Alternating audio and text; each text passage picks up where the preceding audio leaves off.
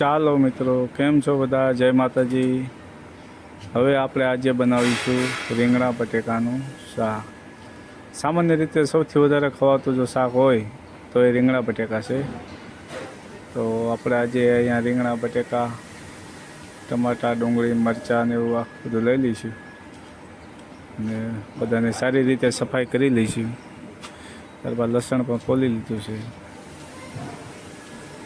તો બટેકાની ચાલ ઉતારી, મરચાં કટિંગ કર્યા છે.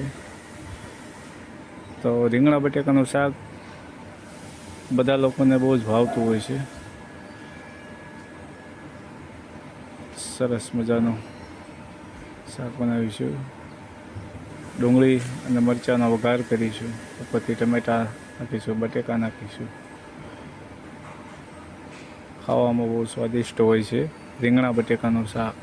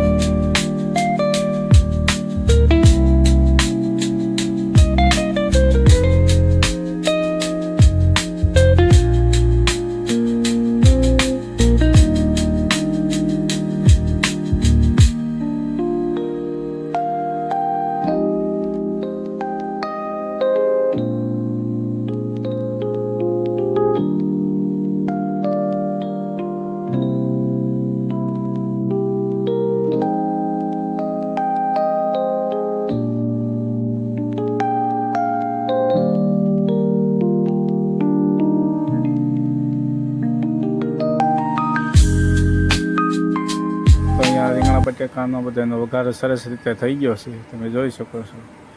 હવે આપણે એને બધો મસાલો નાખી દો, ધાણા જીરું પાવડર અને ગરમ મસાલો, લાલ મરચું, થોડુંક પાણી નાખીને 2 થી 3 મિનિટ સુધી એને પકાવીશું. 2 થી 3 મિનિટ પાકી જાય એટલે ઉપરથી નાખીશું રીંગણા અને 1 ગ્લાસ જેટલું પાણી નાખીને 5 મિનિટ સુધી એને સતત પકવતા રહીશું ઢાંકીને. અને સરસ મજાનું પાકી જાય છે અને સ્વાદ પણ ભળી જાય છે. તો 5 મિનિટ થઈ ગયા, જોઈ શકો તો મસ્ત મજાનું થઈ ગયું છે. ઉપરથી થોડુંક લીંબુ એડ કરીશું. લીંબુ નાખ્યા બાદ આપણે થોડુંક હલાવીશું અને ત્યારબાદ આપણે અગર જો કોથમરી હોય તો કોથમરી ને ઉપરથી એડ કરીને હલાવીને મિક્સ કરીશું. તો કેવું મસ્ત મજાનું બની ગયું છે. તમે પણ લાઈક કરજો, શેર કરજો અને ફોલો કરજો. Thank you for all.